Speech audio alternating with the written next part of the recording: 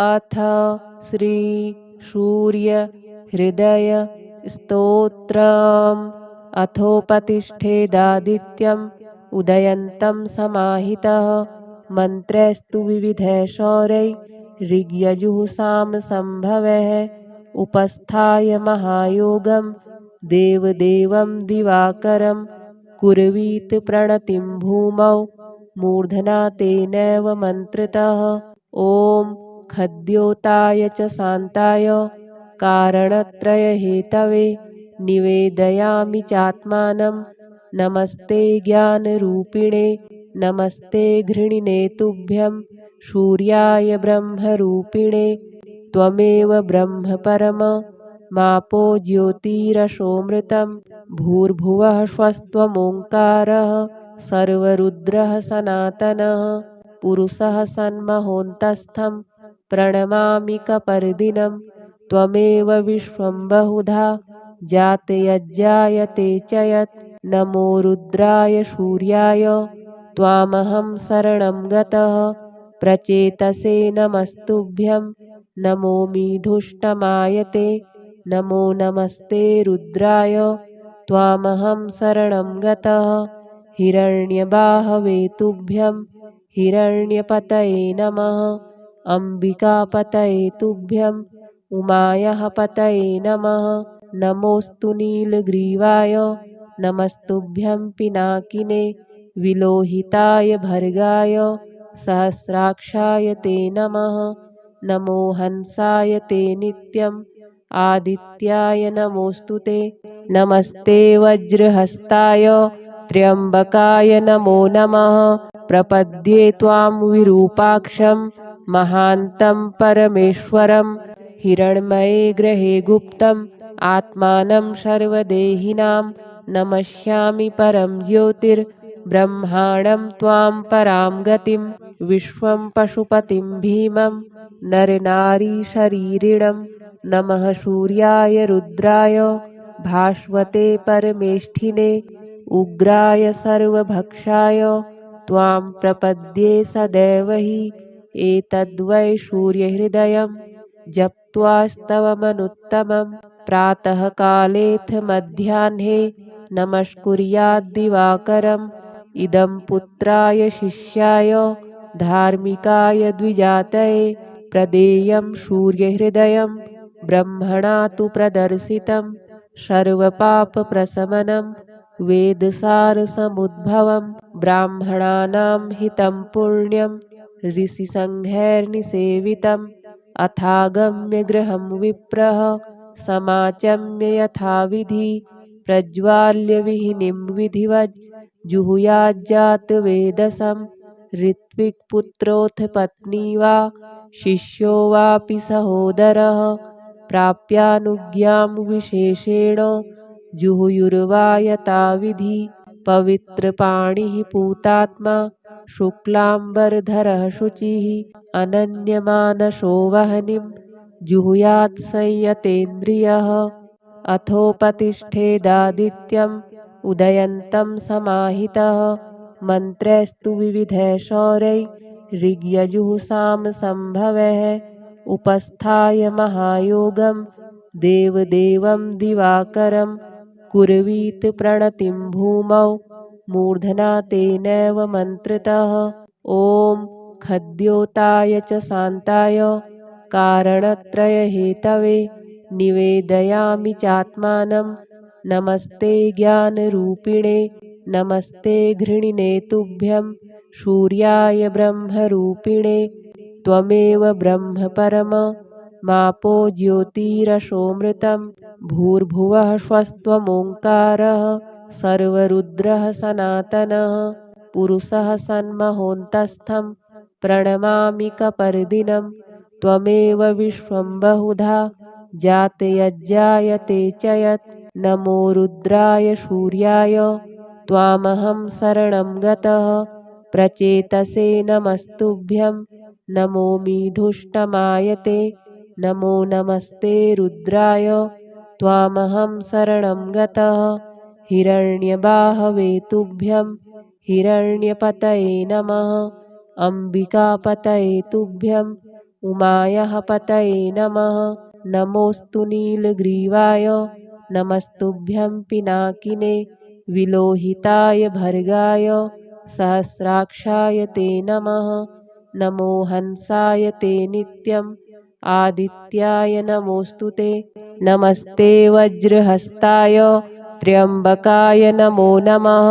प्रपद्ये त्वां विरूपाक्षं महान्तं परमेश्वरं हिरण्मये ग्रहे गुप्तम् आत्मानं सर्वदेहिनां नमस्यामि परं ज्योतिर्ब्रह्माणं त्वां परां गतिं विश्वं पशुपतिं भीमं नरनारीशरीरिणं नमः सूर्याय रुद्राय भास्वते परमेष्ठिने उग्राय सर्वभक्षाय त्वां प्रपद्ये सदैव हि एतद्वै सूर्यहृदयं जप्त्वास्तवमनुत्तमं प्रातःकालेऽथ मध्याह्ने नमस्कुर्याद्दिवाकरम् इदं पुत्राय शिष्याय धार्मिकाय द्विजातये प्रदेयं सूर्यहृदयं ब्रह्मणा तु प्रदर्शितं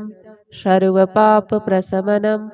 वेदसारसमुद्भवं ब्राह्मणानां हितं पुण्यं ऋषिसङ्घैर्निसेवितम् अथागम्य गृहं विप्रः समाचम्य यथाविधि प्रज्वाल्य विहिनीं विधिवज् जुहुयाज्जातवेदसं ऋत्विक्पुत्रोऽथ पत्नी वा शिष्यो वापि सहोदरः प्राप्यानुज्ञां विशेषेण जुहुयुर्वा यथाविधि पवित्रपाणिः पूतात्मा शुक्लाम्बरधरः शुचिः अनन्यमानसो वह्निं जुहुयात् संयतेन्द्रियः अथोपतिष्ठेदादित्यम् उदयन्तं समाहितः मन्त्रैस्तु विविधैः शौरैः ऋग्यजुःसामसम्भवैः उपस्थाय महायोगं देवदेवं दिवाकरं कुर्वीत प्रणतिं भूमौ मूर्धना तेनैव मन्त्रतः ॐ खद्योताय च शान्ताय कारणत्रयहेतवे निवेदयामि चात्मानं नमस्ते ज्ञानरूपिणे नमस्ते घृणिने तुभ्यं सूर्याय ब्रह्मरूपिणे त्वमेव ब्रह्म परम मापो ज्योतिरसोऽमृतं भूर्भुवः स्वस्त्वमोङ्कारः सर्वरुद्रः सनातनः पुरुषः सन्महोऽन्तस्थं प्रणमामि कपर्दिनं त्वमेव विश्वं बहुधा जातयज्जायते च यत् नमो रुद्राय सूर्याय त्वामहं शरणं गतः प्रचेतसे नमस्तुभ्यं नमोऽमीढुष्टमायते नमो नमस्ते रुद्राय त्वामहं शरणं गतः हिरण्यबाहवे तुभ्यं हिरण्यपतये नमः अम्बिकापतये तुभ्यं उमायाः पतये नमः नमोऽस्तु नीलग्रीवाय नमस्तुभ्यं पिनाकिने विलोहिताय भर्गाय सहस्राक्षाय ते नमः नमो हंसाय ते नित्यम् आदित्याय नमोऽस्तु ते नमस्ते वज्रहस्ताय त्र्यम्बकाय नमो नमः प्रपद्ये त्वां विरूपाक्षं महान्तं परमेश्वरं हिरण्मये ग्रहे गुप्तम् आत्मानं सर्वदेहिनां नमस्यामि परं ज्योतिर्ब्रह्माणं त्वां परां गतिं विश्वं पशुपतिं भीमं नरनारीशरीरिणं नमः सूर्याय रुद्राय भास्वते परमेष्ठिने उग्राय सर्वभक्षाय त्वां प्रपद्ये सदैव हि एतद्वै सूर्यहृदयं जप्त्वास्तवमनुत्तमं प्रातःकालेऽथ मध्याह्ने नमस्कुर्याद्दिवाकरम् इदं पुत्राय शिष्याय धार्मिकाय द्विजातये प्रदेयं सूर्यहृदयं ब्रह्मणा तु प्रदर्शितं सर्वपापप्रशमनं वेदसारसमुद्भवं ब्राह्मणानां हितं पुण्यं ऋषिसङ्घैर्निसेवितम् अथागम्य गृहं विप्रः समाचम्य यथाविधि प्रज्वाल्य विहिनीं विधिवज् जुहुयाज्जातवेदसं ऋत्विक्पुत्रोऽथ पत्नी वा शिष्यो वापि सहोदरः प्राप्यानुज्ञां विशेषेण जुहुयुर्वा यथाविधि पवित्रपाणिः पूतात्मा शुक्लाम्बरधरः शुचिः अनन्यमानसो वह्निं जुहुयात् संयतेन्द्रियः अथोपतिष्ठेदादित्यम् उदयन्तं समाहितः मन्त्रैस्तु विविधैः शौरैः ऋग्यजुःसामसम्भवैः उपस्थाय महायोगं देवदेवं दिवाकरं कुर्वीत प्रणतिं भूमौ मूर्धना तेनैव मन्त्रतः ॐ खद्योताय च शान्ताय कारणत्रयहेतवे निवेदयामि चात्मानं नमस्ते ज्ञानरूपिणे नमस्ते घृणिने तुभ्यं सूर्याय ब्रह्मरूपिणे त्वमेव ब्रह्म परम मापो ज्योतिरसोऽमृतं भूर्भुवः स्वस्त्वमोङ्कारः सर्वरुद्रः सनातनः पुरुषः सन्महोऽन्तस्थं प्रणमामि कपर्दिनं त्वमेव विश्वं बहुधा जातयज्जायते च यत् नमो रुद्राय सूर्याय त्वामहं शरणं गतः प्रचेतसे नमस्तुभ्यं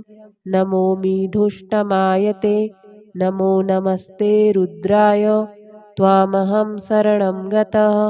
हिरण्यबाहवे तुभ्यं हिरण्यपतये नमः अम्बिकापतये तुभ्यं उमायाः पतये नमः नमोऽस्तु नीलग्रीवाय नमस्तुभ्यं पिनाकिने विलोहिताय भर्गाय सहस्राक्षाय ते नमः नमो हंसाय ते नित्यम् आदित्याय नमोऽस्तु ते नमस्ते वज्रहस्ताय त्र्यम्बकाय नमो नमः प्रपद्ये त्वां विरूपाक्षं महान्तं परमेश्वरं हिरण्मये ग्रहे गुप्तम् आत्मानं सर्वदेहिनां नमस्यामि परं ज्योतिर्ब्रह्माणं त्वां परां गतिं विश्वं पशुपतिं भीमं नरनारीशरीरिणं नमः सूर्याय रुद्राय भास्वते परमेष्ठिने उग्राय सर्वभक्षाय त्वां प्रपद्ये सदैव हि एतद्वै सूर्यहृदयं जप्त्वास्तवमनुत्तमं प्रातःकालेऽथ मध्याह्ने नमस्कुर्याद्दिवाकरम् इदं पुत्राय शिष्याय धार्मिकाय द्विजातये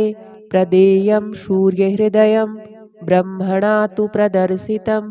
सर्वपापप्रशमनं वेदसारसमुद्भवं ब्राह्मणानां हितं पुण्यं ऋषिसङ्घैर्निसेवितम् अथागम्य गृहं विप्रः समाचम्य यथाविधि प्रज्वाल्य विहिनीं विधिवज् जुहुयाज्जातवेदसं ऋत्विक्पुत्रोऽथ पत्नी वा शिष्यो वापि सहोदरः प्राप्यानुज्ञां विशेषेण जुहुयुर्वा यथाविधि पवित्रपाणिः पूतात्मा शुक्लाम्बरधरः शुचिः अनन्यमानसो वह्निं जुहुयात् संयतेन्द्रियः अथोपतिष्ठेदादित्यम् उदयन्तं समाहितः मन्त्रैस्तु विविधैः शौरैः ऋग्यजुःसामसम्भवैः उपस्थाय महायोगं देवदेवं दिवाकरं कुर्वीत प्रणतिं भूमौ मूर्धना तेनैव मन्त्रतः ॐ खद्योताय च शान्ताय कारणत्रयहेतवे निवेदयामि चात्मानं नमस्ते ज्ञानरूपिणे नमस्ते घृणिने तुभ्यं सूर्याय ब्रह्मरूपिणे त्वमेव ब्रह्म परम मापो ज्योतिरसोऽमृतं भूर्भुवः स्वस्त्वमोङ्कारः सर्वरुद्रः सनातनः पुरुषः सन्महोऽन्तस्थं प्रणमामि कपर्दिनं त्वमेव विश्वं बहुधा जातयज्जायते च यत् नमो रुद्राय सूर्याय त्वामहं शरणं गतः प्रचेतसे नमस्तुभ्यं नमो मीढुष्टमायते नमो नमस्ते रुद्राय त्वामहं शरणं गतः हिरण्यबाहवे तुभ्यं हिरण्यपतये नमः अम्बिकापतये तुभ्यं उमायाः पतये नमः नमोऽस्तु नीलग्रीवाय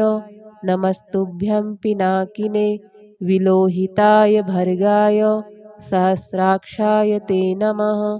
नमो हंसाय ते नित्यम् आदित्याय नमोऽस्तु ते नमस्ते वज्रहस्ताय त्र्यम्बकाय नमो नमः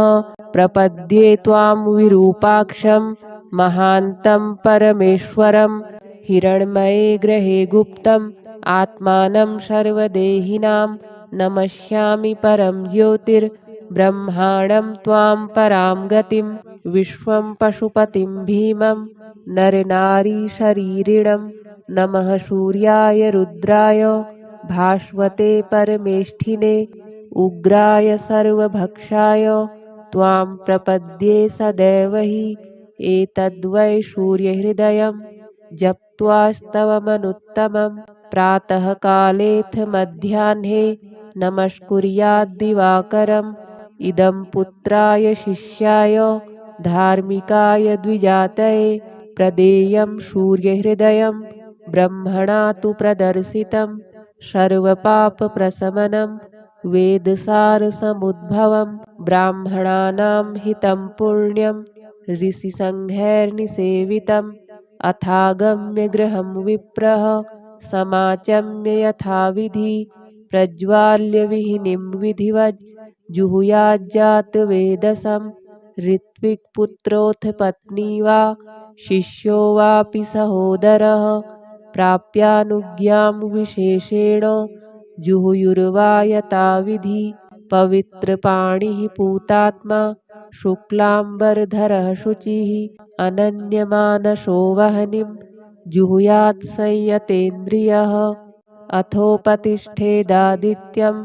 उदयन्तं समाहितः मन्त्रैस्तु विविधैः शौरैः ऋग्यजुःसामसम्भवैः उपस्थाय महायोगं देवदेवं दिवाकरं कुर्वीत प्रणतिं भूमौ मूर्धना तेनैव मन्त्रतः ॐ खद्योताय च शान्ताय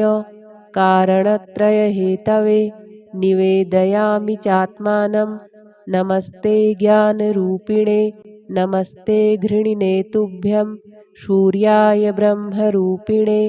त्वमेव ब्रह्म परम मापो ज्योतिरसोऽमृतं भूर्भुवः स्वस्त्वमोङ्कारः सर्वरुद्रः सनातनः पुरुषः सन्महोऽन्तस्थं प्रणमामि कपर्दिनं त्वमेव विश्वं बहुधा जातयज्जायते च यत् नमो रुद्राय सूर्याय त्वामहं शरणं गतः प्रचेतसे नमस्तुभ्यं नमो मीढुष्टमायते नमो नमस्ते रुद्राय त्वामहं शरणं गतः हिरण्यबाहवे तुभ्यं हिरण्यपतये नमः अम्बिकापतये तुभ्यं उमायाः पतये नमः नमोऽस्तु नीलग्रीवाय नमस्तुभ्यं पिनाकिने विलोहिताय भर्गाय सहस्राक्षाय ते नमः नमो हंसाय ते नित्यम् आदित्याय नमोऽस्तु ते नमस्ते वज्रहस्ताय त्र्यम्बकाय नमो नमः प्रपद्ये त्वां विरूपाक्षं महान्तं परमेश्वरं हिरण्मये ग्रहे गुप्तम् आत्मानं सर्वदेहिनां नमस्यामि परं ज्योतिर्ब्रह्माणं त्वां परां गतिं विश्वं पशुपतिं भीमं नरनारीशरीरिणं नमः सूर्याय रुद्राय भास्वते परमेष्ठिने उग्राय सर्वभक्षाय त्वां प्रपद्ये सदैव हि एतद्वै सूर्यहृदयं जप्त्वास्तवमनुत्तमं प्रातःकालेऽथ मध्याह्ने नमस्कुर्याद्दिवाकरम् इदं पुत्राय शिष्याय धार्मिकाय द्विजातये प्रदेयं सूर्यहृदयं ब्रह्मणा तु प्रदर्शितं सर्वपापप्रशमनं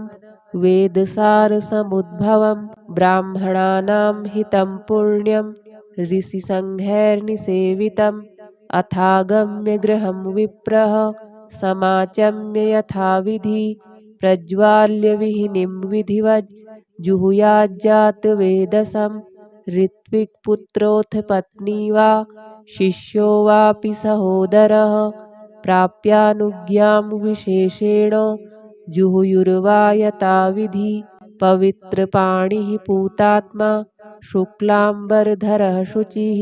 अनन्यमानसो वह्निं जुहुयात् संयतेन्द्रियः अथोपतिष्ठेदादित्यम् उदयन्तं समाहितः मन्त्रैस्तु विविधैः शौरैः ऋग्यजुःसामसम्भवैः उपस्थाय महायोगं देवदेवं दिवाकरं कुर्वीत प्रणतिं भूमौ मूर्धना तेनैव मन्त्रतः ॐ खद्योताय च शान्ताय कारणत्रयहेतवे निवेदयामि चात्मानं नमस्ते ज्ञानरूपिणे नमस्ते घृणिने तुभ्यं सूर्याय ब्रह्मरूपिणे त्वमेव ब्रह्म परम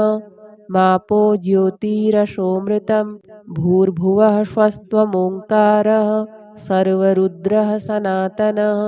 पुरुषः सन्महोऽन्तस्थं प्रणमामि कपर्दिनं त्वमेव विश्वं बहुधा जातयज्जायते च यत् नमो रुद्राय सूर्याय त्वामहं शरणं गतः प्रचेतसे नमस्तुभ्यं नमो मीढुष्टमायते नमो नमस्ते रुद्राय त्वामहं शरणं गतः हिरण्यबाहवे तुभ्यं हिरण्यपतये नमः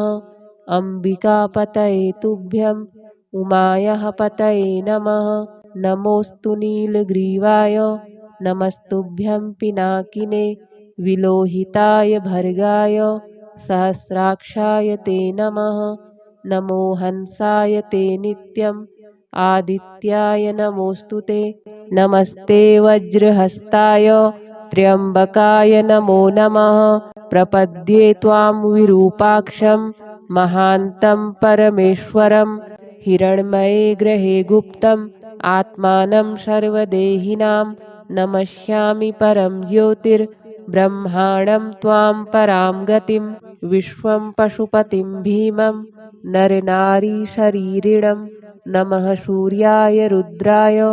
भास्वते परमेष्ठिने उग्राय सर्वभक्षाय त्वां प्रपद्ये सदैव हि एतद्वै सूर्यहृदयं जप्त्वास्तवमनुत्तमं प्रातःकालेऽथ मध्याह्ने नमस्कुर्याद्दिवाकरम् इदं पुत्राय शिष्याय धार्मिकाय द्विजातये प्रदेयं सूर्यहृदयं ब्रह्मणा तु प्रदर्शितं सर्वपापप्रशमनं वेदसारसमुद्भवं ब्राह्मणानां हितं पुण्यं ऋषिसङ्घैर्निसेवितम् अथागम्य गृहं विप्रः समाचम्य यथाविधि प्रज्वाल्य विहिनीं विधिवज् जुहुयाज्जातवेदसं ऋत्विक्पुत्रोऽथ पत्नी वा शिष्यो वापि सहोदरः प्राप्यानुज्ञां विशेषेण जुहुयुर्वा यथाविधि पवित्रपाणिः पूतात्मा शुक्लाम्बरधरः शुचिः अनन्यमानसो वह्निं जुहुयात् संयतेन्द्रियः अथोपतिष्ठेदादित्यम् उदयन्तं समाहितः मन्त्रैस्तु विविधैः शौरैः ऋग्यजुःसामसम्भवैः उपस्थाय महायोगं देवदेवं दिवाकरं कुर्वीत प्रणतिं भूमौ मूर्धना तेनैव मन्त्रतः ॐ खद्योताय च शान्ताय कारणत्रयहेतवे निवेदयामि चात्मानं नमस्ते ज्ञानरूपिणे नमस्ते घृणिने तुभ्यं शूर्याय ब्रह्मरूपिणे त्वमेव ब्रह्म परम मापो ज्योतिरसोऽमृतं भूर्भुवः स्वस्त्वमोङ्कारः सर्वरुद्रः सनातनः पुरुषः सन्महोऽन्तस्थं प्रणमामि कपर्दिनं त्वमेव विश्वं बहुधा जातयज्जायते च यत् नमो रुद्राय सूर्याय त्वामहं शरणं गतः प्रचेतसे नमस्तुभ्यं नमो मीढुष्टमायते नमो नमस्ते रुद्राय त्वामहं शरणं गतः हिरण्यबाहवे तुभ्यं हिरण्यपतये नमः अम्बिकापतये तुभ्यं उमायाः पतये नमः नमोऽस्तु नीलग्रीवाय नमस्तुभ्यं पिनाकिने विलोहिताय भर्गाय सहस्राक्षाय ते नमः नमो हंसाय ते नित्यम् आदित्याय नमोऽस्तु ते नमस्ते वज्रहस्ताय त्र्यम्बकाय नमो नमः प्रपद्ये त्वां विरूपाक्षं महान्तं परमेश्वरं हिरण्मये ग्रहे गुप्तम् आत्मानं सर्वदेहिनां नमस्यामि परं ज्योतिर्ब्रह्माणं त्वां परां गतिं विश्वं पशुपतिं भीमं नरनारीशरीरिणं नमः सूर्याय रुद्राय भास्वते परमेष्ठिने उग्राय सर्वभक्षाय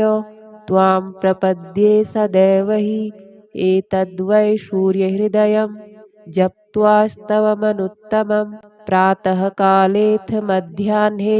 नमस्कुर्याद्दिवाकरम् इदं पुत्राय शिष्याय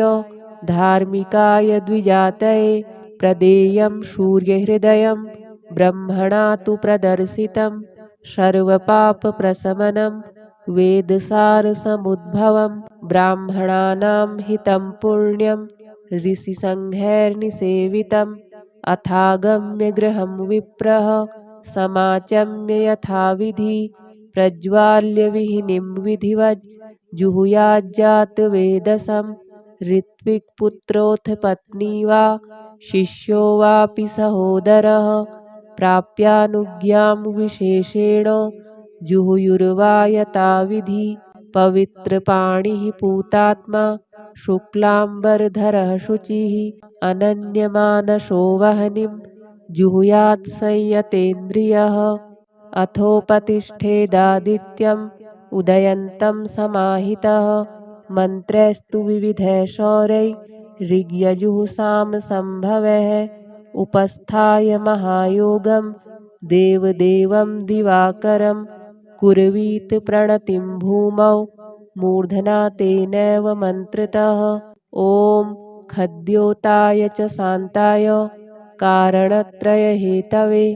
निवेदयामि चात्मानं नमस्ते ज्ञानरूपिणे नमस्ते घृणिने तुभ्यं सूर्याय ब्रह्मरूपिणे त्वमेव ब्रह्म परम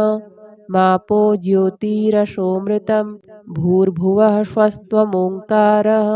सर्वरुद्रः सनातनः पुरुषः सन्महोऽन्तस्थं प्रणमामि कपर्दिनं त्वमेव विश्वं बहुधा जातयज्जायते च यत् नमो रुद्राय सूर्याय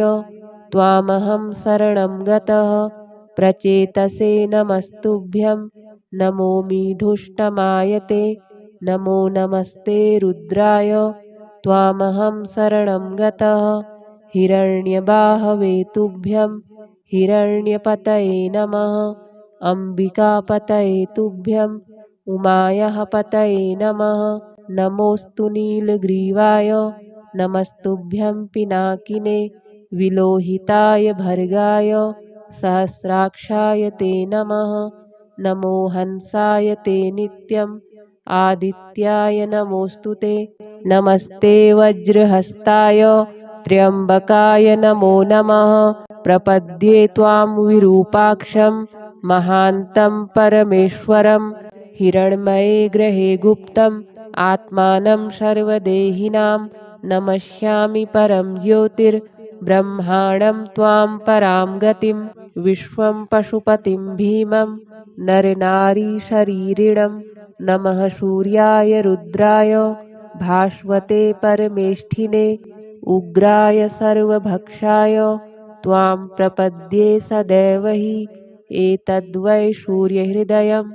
जप्त्वास्तवमनुत्तमं प्रातःकालेऽथ मध्याह्ने नमस्कुर्याद्दिवाकरम् इदं पुत्राय शिष्याय धार्मिकाय द्विजातये प्रदेयं सूर्यहृदयं ब्रह्मणा तु प्रदर्शितं सर्वपापप्रशमनं वेदसारसमुद्भवं ब्राह्मणानां हितं पुण्यं ऋषिसङ्घैर्निसेवितम् अथागम्य गृहं विप्रः समाचम्य यथाविधि प्रज्वाल्य विहिनीं विधिवत् जुहुयाज्जातवेदसं ऋत्विक्पुत्रोऽथ पत्नी वा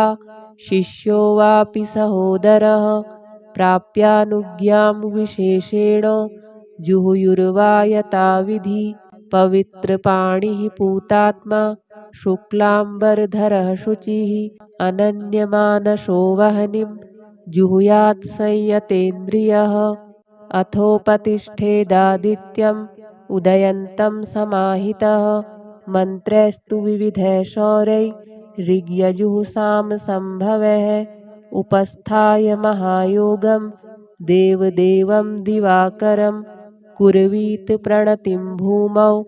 मूर्धना तेनैव मन्त्रतः ॐ खद्योताय च शान्ताय कारणत्रयहेतवे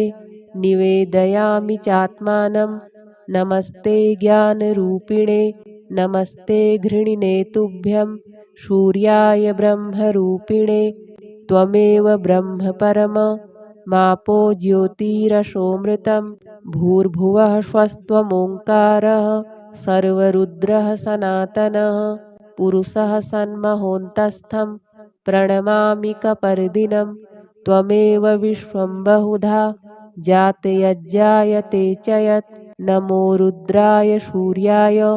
त्वामहं शरणं गतः प्रचेतसे नमस्तुभ्यं नमोऽमि धुष्टमायते नमो नमस्ते रुद्राय त्वामहं शरणं गतः हिरण्यबाहवे तुभ्यं हिरण्यपतये नमः अम्बिकापतये तुभ्यं उमायाः पतये नमः नमोऽस्तु नीलग्रीवाय नमस्तुभ्यं पिनाकिने विलोहिताय भर्गाय सहस्राक्षाय ते नमः नमो हंसाय ते नित्यम् आदित्याय नमोऽस्तु ते नमस्ते वज्रहस्ताय त्र्यम्बकाय नमो नमः प्रपद्ये त्वां विरूपाक्षं महान्तं परमेश्वरं हिरण्मये ग्रहे गुप्तम् आत्मानं सर्वदेहिनां नमस्यामि परं ज्योतिर्ब्रह्माणं त्वां परां गतिं विश्वं पशुपतिं भीमं नरनारीशरीरिणं नमः सूर्याय रुद्राय भास्वते परमेष्ठिने उग्राय सर्वभक्षाय त्वां प्रपद्ये सदैव हि एतद्वै सूर्यहृदयं जप्त्वास्तवमनुत्तमं प्रातःकालेऽथ मध्याह्ने